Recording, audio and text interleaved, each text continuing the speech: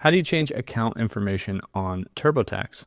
It's pretty easy just by changing your Intuit account information. So on the sidebar, when you're on TurboTax on the left-hand side, at the bottom there's Intuit account. When we click on that, it's going to take us to our account information.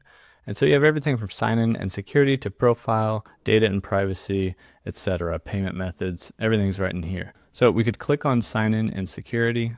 And on this page, we're going to be able to edit our password, our user ID, email address, two-step verification, phone number, everything like that.